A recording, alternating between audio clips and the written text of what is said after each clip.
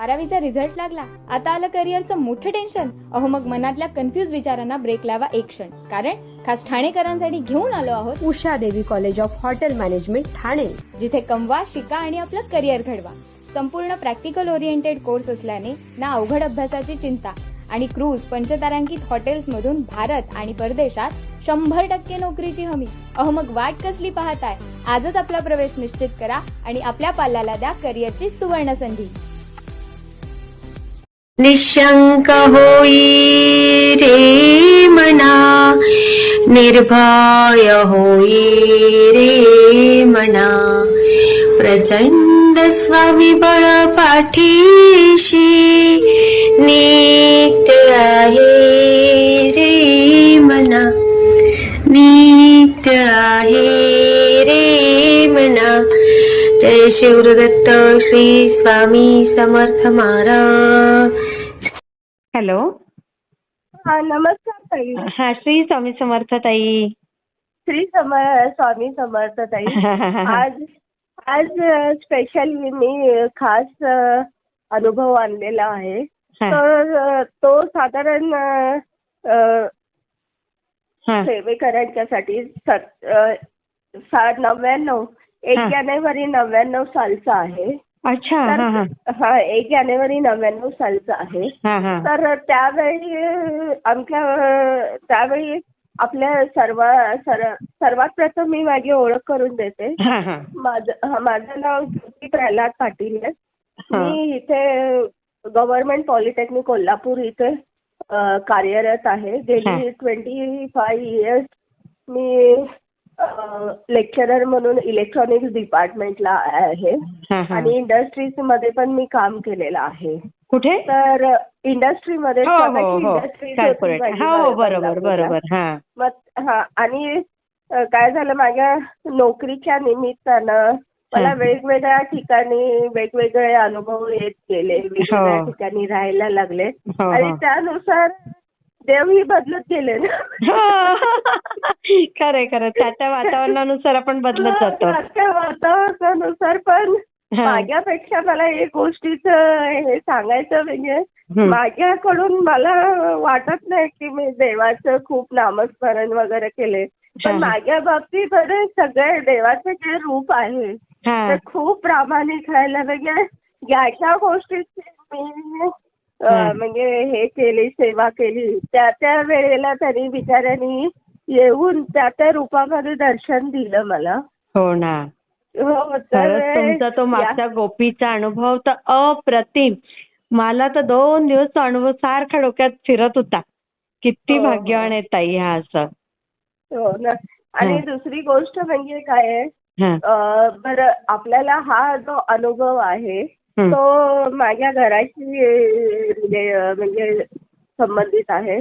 तुम्हाला माहित आहे की माझं लग्न 1 जानेवारी 97 झालं. तुम्हाला माहित आहे त्यावेळी आपण पहिल्यांदा लग्न झालं, आपली फॅमिली केलं की पहिल्यांदा आपल्याला घर घ्यायचं आपल्या मनात प्रत्येकाचं स्वप्न असतं. आणि तुम्हाला माहित आहे की मुंबईमध्ये दादर किंवा तिथून गोरेगाव एरिया किंवा इकडं ठाणा एरियामध्ये घर घ्यायचं म्हणजे घराच्या किमती अशा भरमसाठ आहे. खरंच. हो. त्यामुळे आमचं बजेट होतं काय 4 ते 5 लाखाचं बजेट होतं आणि त्या बजेटमध्ये घर कुठं घ्यायचं ते आमच्या लक्षातच येईना की बाबा, कारण कमीत कमी चांगल्या एरियामध्ये तुम्ही घ्यायला गेले की साधारण 15 ते 20 लाख किंमत होती त्या काळामध्ये घराची. मग अशा वेळी मग राहिलं कुठं, कल्याणच्या बाजूला बदलापूर नावाचं एक हे होतं, साधारण खेडेगाव वजा तेव्हा तसंच होतं, पण आता छान झालं. तसंच होतं. मग त्याच्यामध्ये आमच्या बजेटला अफोर्डेबल होईल असं बांधकाम चालू होते. मग तिथं विचार केला की आपण म्हणजे आजूबाजूची जी लोक होती त्यांनी आम्ही सांगितलं की तुम्हाला तिथं घर तुमचं होईल म्हणून. तर त्याच्यानुसार आम्ही काय केलं, बदलापूरला गेलो आणि बदलापूर स्टेशन पासून फक्त ईस्टला एक 5-6 मिनिटाच्या अंतरावर ठाणेकरांचं बिल्डिंग कन्स्ट्रक्शन होतं बिल्डरचं. तिथं आम्ही सेकंड फ्लोअरवर 2 BHK टेरेस फ्लॅट बुक केला. आणि साधारण आम्ही बुक केलं त्याच्यानंतर लगेच साधारण 1 वर्षात आम्हाला पोझिशन मिळालं त्याचं. मग एक पोझिशन मिळालं. तर आता आम्ही पोझिशन मिळालं तर आता आपण सर्वात पहिल्यांदा ज्यावेळी आपल्याला फ्लॅट मिळतो त्यावेळी आपण विचार काय करतो की बाबा त्याची आपण हे पूजा घालूया. बरोबर. फ्लॅटची वास्तुशांत नाही बंगल्याची वास्तुशांत करतात. पूजा घालूया असा विचार केला आणि आजूबाजूचे आपले नातेवाईक आहेत ना आपण पूजेसाठी बोलूया. बरोबर. असा विचार केला. मग त्यानुसार आता आमच्या दोघांचं लग्न 1 जानेवारी 1997ला. म्हणजे सगळा होल वर्ल्ड आमच्या लग्नाचं सेलिब्रेशन करत असतो. त्यामुळे आणि दुसरी गोष्ट काय झाली आमच्या फ्लॅटचं पण जे पूजा होती ते आम्ही ठरवली की 1 जानेवारी 99ला घालूया म्हणून. त्यानुसार आम्ही सगळे आमच्या नातेवाईकाला म्हणजे माझ्या सासूबाई होते सगळे माझे दीर वगैरे सगळ्यांना बोलवलं आम्ही तिथं राहण्यासाठी. आणि इकडून माझ्या माहेरकडून माझे आई वडील माझे भाऊ भाऊजाई वगैरे सगळे आले.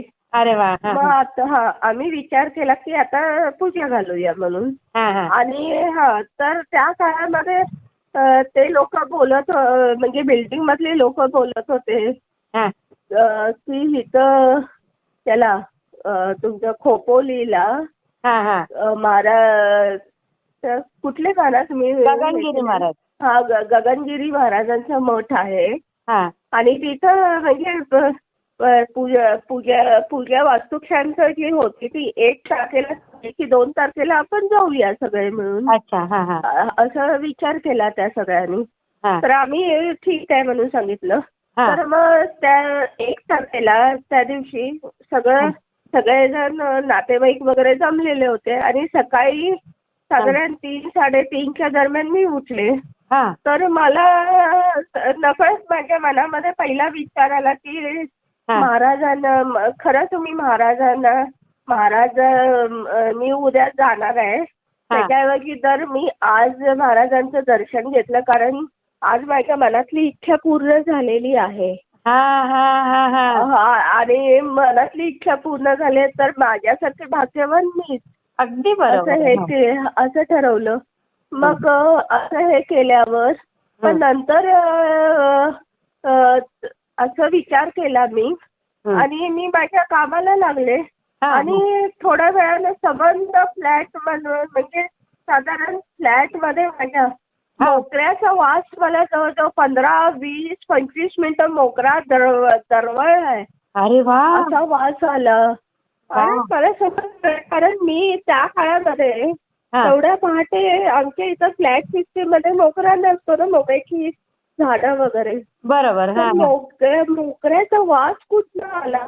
अरे वा. त्यावेळी मला काही समजलं नाही. मग मी काय केलं मी म्हटलं ते आपल्याला उद्या जायचंय गगनगिरी महाराजांकडे. तर त्या आणि मी उदबत्ती लावून वगैरे सगळ्या देवाला वगैरे मी हे केलं नमस्कार वगैरे केला. मोगऱ्याचा वास जवळजवळ तो 3-4 तास फ्लॅटमध्ये एवढा वेळ होता तो मोगऱ्याचा वास. आणि नंतर आम्ही म्हणजे साधारण 9-9:30ला पूजा सुरू केली वगैरे. खूप छान पूजा पार पडली. जवळजवळ त्या काळामध्ये 500 लोक आलेली आमच्याकडे. जवळजवळ रात्री 12 वाजेपर्यंत येतच राहिली. आणि किती भाग्यवान ताई. हो सगळ्या जवळजवळ दादर आणि इकडं बोरवली पासून सगळे लोक येऊन गेली फ्लॅट मध्ये. आणि मग आम्ही साधारण 1 वाजता झोपलो त्या दिवशी. आता दुसऱ्या दिवशी खोपोलीला त्यांचा मठ आहे महाराजांचा. तर आम्ही ठरवलं की साधारण 10च्या दरम्यान आपण जाऊया तिथं. आम्ही जवळजवळ 20-25 लोक होतं. माझे आई वडील होते माझे सासूबाई सासरे माझे लवकरच आले माझे मिस्टर लहान असताना. हा, अगदी हा. लहान असतानाच गेले. हा. आणि मग असे 25-30 लोक आम्ही बरं बदलापूरहून खोपोलीला हो, हो, famous आहे ते. गाड्यानं गेलो. हा. तर मग ते तर तिथं गेलो. पण आणि दुसरी गोष्ट म्हणजे तिथं गेलं तर त्यांचं त्या काळामध्ये छोट्या प्रमाणात होता. एवढी म्हणजे प्रगती नव्हती. बरोबर आहे. छोटासा आश्रम होता त्यांचा. हा. तर मग त्यांनी सांगितलं की पहिला तुम्ही प्रसाद घ्या हा, हा. आणि तुम्ही लाईनला उभा राहा. हा, हा. आणि लाईनला उभं राहिलं आणि साधारण 3-3:30 दुपारी 3-3:30च्या दरम्यान हा. महाराजांचं काहीतरी पूजा अर्चा वगैरे असेल किंवा ध्यानधारणा वगैरे करून ते म्हणजे त्या काळामध्ये बघितलं मी. हा. तर एक त्यांचा सेवेकरी होता. तर गगनगिरी महाराजांना पाठीवर असं बसवून ते आणत होते.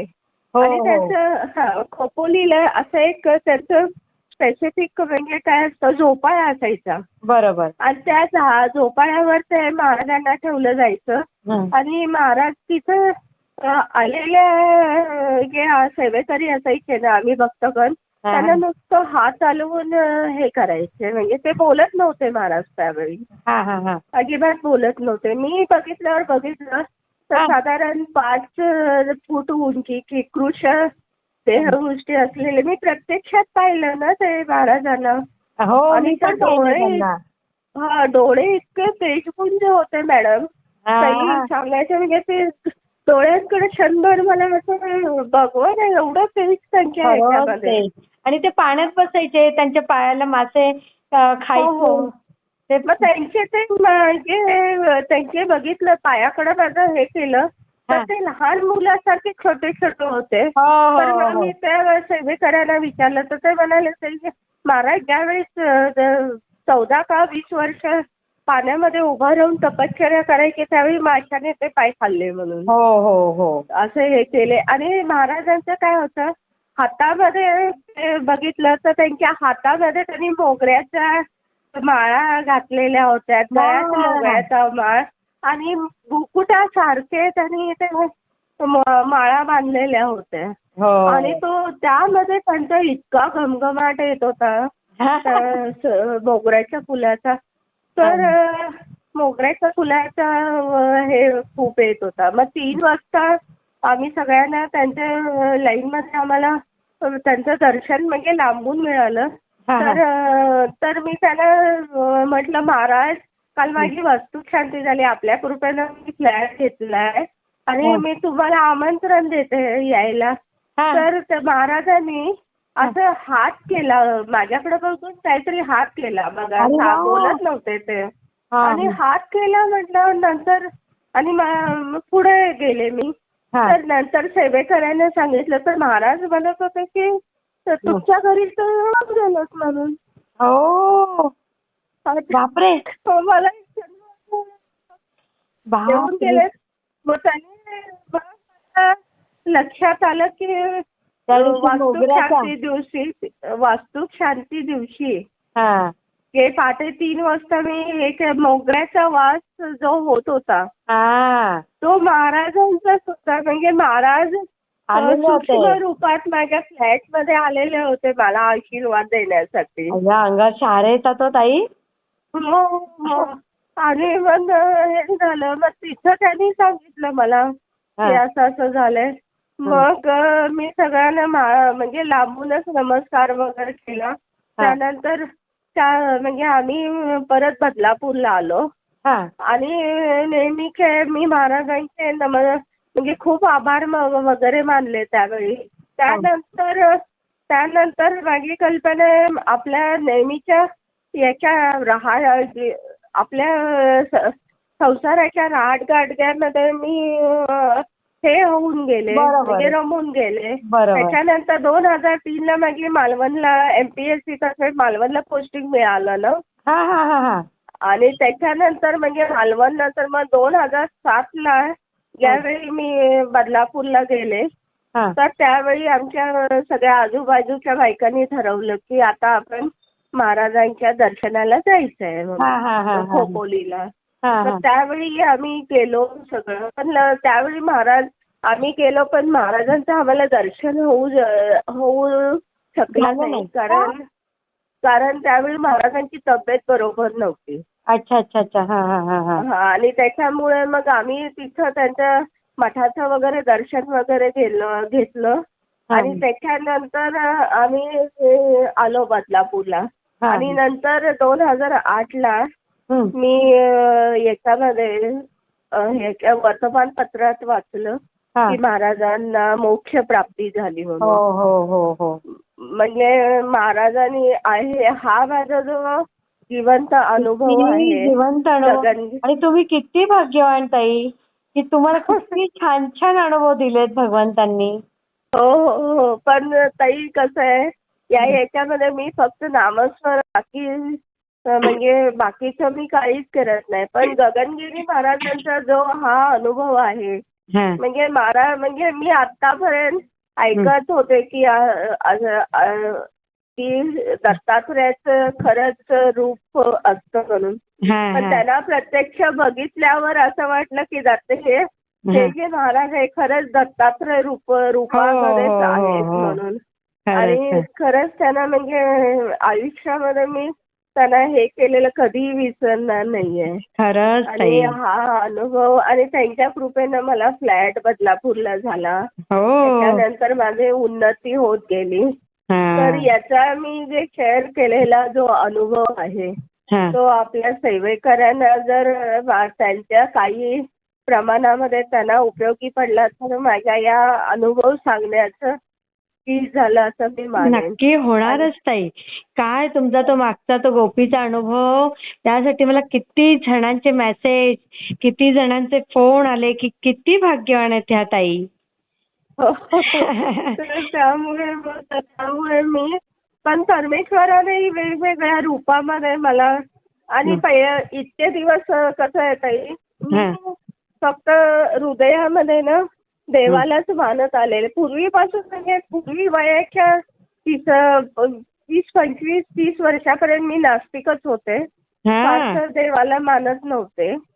पण ज्यावेळी माझ्यावर अनुभव यायला लागले म्हणजे संसारामध्ये हे डिप्रेशन वगैरे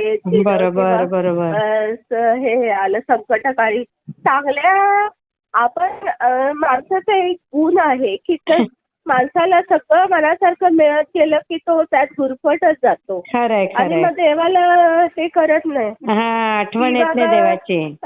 देवाला हे करत नाही आठवणीत येत नाही. बरोबर. ते सगळं मी केलं हा अहंभाव असतो. पण त्यावेळी त्याच्याकडं संकट येतात तेव्हा देवाजवळ मग सगळे नातेवाईक उडून जातात. अशा वेळी परमेश्वरच आपल्याला तो प्रेमाची फुंकर घालायला येतो ना. अगदी अगदी. अशा वेळी देवाला तर मी असं सांगेन की मला तू चांगले दिवस म्हणजे देऊ नकोस कारण त्याच्यामध्ये माझं अहंभाव वाढेल. मला तू संकट दे कारण त्या संकटी समयी मला तुझी किंमत कळेल. अगदी बरोबर आहे. तू सदैव माझ्या माझ्या सहवासात माझ्या हृदयात राहतील. अगदी किती छान सांगताय ताई तुम्ही. सगळे संसारिक ऐकतील तेव्हा त्यांना कळेल. खरंय की देवाला सांगते की मला संकट दे. बरोबर. मला असं हे म्हणजे आणि ताई तुम्हाला सांगते की वयाच्या 21व्या वर्षापासून मी काम करते ना. आता माझं वय 55 आहे.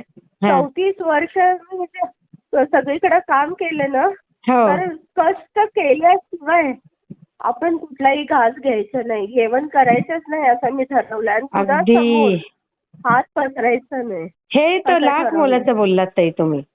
आपण आपला देण्यासाठी हात पुढे पसरवावा पण घेण्यासाठी तर बिलकुल नाही. नाही बिलकुल नाही. आणि अशा वेळेला परमेश्वराने पण मॅडम ताई मला एक सांगतोय पण बरं खटल्यावर बसून परमेश्वर मला देतोय असं कधीच नाही. पहिल्यांदा आपल्यापासून सुरुवात करायची. अगदी आणि मग आपण एक पाव पुढे टाकले की परमेश्वर आपल्याला 10 बरोबर. पावलं द्यायला तो तयार असतो. तयार असतो. किती छान पण- सांगताय ताई, खरंच. आणि पण तो आपलं एक पाऊल पुढं टाकायला काय असतो, आपला आळस नडतो. अगदी खरं बोलत, आणि खरं बोलत. त्याच्यामुळे मग आपण म्हणजे काय बोलतो खूप आणि हा, आपण काम कमी करतो. अगदी अगदी खरं बोलत ते ताई. जर परमेश्वरानं, मी पहिल्यांदा सांगितलेलं, मी माझं जे काम आहे ते मी सोडणार नाही हा, आणि पूजा अर्चा जेवढी होती तेवढीच मी करणार. बरोबर. पण याच्या व्यतिरिक्त मी फक्त नामस्मरण करणार. तेवढ्यातनं मला परमेश्वर वेगवेगळ्या रूपानं किती छान. दर्शन दिलं. मला बरोबर. वाटत नाही की मला खरंय. तर अजूनही काही मला भरून आलेलं आहे की परमेश्वरा बद्दल किती बोलून किती नाही, खरं ताई, असं अगदी. वाटतंय. त्याला मला क्षणाला वाटत ते आपल्याला दाखवत असतात, फक्त आपल्याला शोधता आलं पाहिजे त्यांना. हो. हम्म. आणि सगळं शेवटी सगळं हितच टाकून जायचंय. फक्त बरोबर. परमेश्वराला शुद्ध अंत करण्याची जरुरी आहे. बाकी अगदी काही नाहीये. अगदी ते खरंच सगळं आहे. बाकीचं इथंच टाकून जायचंय. बरोबर आहे. त्यामुळे त्याला फक्त देव प्रेमाचा भूक केलाय. भूक बाकी केलाय. आपण सगळं हृदयामध्ये सगळं मटेरियल भरून खचाखच करतो. आई पण गं. त्याला विचारायला त्याचं जो स्थान आहे, हा, त्याचं खरं. परमेश्वराचं जे उच्च स्थान आहे बरोबर. ते देत नाहीये ना. खरंय, खरंय ताई. तर मग खूप छान. त्यावेळी मला त्याचं महत्व माझ्या आयुष्याच्या दृष्टीनं समजलं की परमेश्वराचं. तेव्हापासून मी ठरवलेलं की बाकीचं दुनिया इकडची तिकडं राहून बरोबर. माझ्या आयुष्यामध्ये पहिलं माझं प्रायोरिटी हा परमेश्वर राहील. खूप छान विचार आहेत आणि हे बाकी सगळ्यांनीच सगळं आपल्याकडनं शिकायला पाहिजे तुमच्याकडनं ताई. आणि बाकीचं सगळं बाकीचं सगळं सेकंड आहे. मग अगदी बरोबर फॅमिली आहे. आलं की संसार आला, सगळ्या गोष्टी. पण मी दरवेळी एकच, आणि दरवेळी आपण परमेश्वराला देवळामध्ये जातो हा, शांतपणाने, नाही मला हे दे, मला ते दे, मला ते दे, मला ते दे, किती किती दे दे दे दे. आणि हो. काय मी तर म्हटलं काही ठराविक वयात मी मागायचं सोडून दिलं. काय खरं आहे ताई, म्हणजे काय किती आपण छान. भिकारी आहोत का? हो. मला हे दे, मला ते दे. खरंच, नाही. खरंच. मी म्हटलं मी आता तुला फक्त एक गोष्टीनं मी तुला हे करणार आहे. या मनुष्य जन्मामध्ये तू घालतलंस मला, फक्त खरं. मी तुझ्या आभारी आहे. वा, आणि हे ऋण मी आयुष्यभर, या जन्मात तरी नाही 7 जन्मात फेडू शकणार नाही. अगदी परमेश्वरा, अगदी. हे सगळं देह तुझाच आहे, हो, सगळं तुझंच आहे. खरं आहे. तूच उतराई करून घे, एवढंच मी म्हणते परमेश्वराला. अगदी अगदी. किती छान सांगितलं ताई. तुमचा हा 7वा अनुभव आहे आणि हा पण अगदी अप्रतिम अनुभव आहे ताई. काय तरी मला माहित नाही मला किती आहेत. मला मनात आलं की काही सांगू शकते. नाही, खूप छान, खूप छान. मी शेअर करते हा ताई. थँक्यू हा, श्री स्वामी आभारी आहोत समर्थ. हा, ताई. श्री ताई, स्वामी तुम्ही समर्थ. खूप छान करताय हं हे. आणि सगळ्या सेवेकरांनाही माझा नमस्कार. हो. श्री स्वामी समर्थ ताई. हा, श्री स्वामी समर्थ. वाटला ते मला कमेंटमध्ये नक्की सांगा. आणि व्हिडिओ आवडला असेल तर लाईक, शेअर आणि सबस्क्राईब करायला विसरू नका. आणि हो, तुमचेही असेच काही अनुभव असतील तर या दिलेल्या नंबरवर रात्री 9 ते 10 ह्या वेळेमध्ये तुम्ही शेअर करू शकता. श्री स्वामी समर्थ.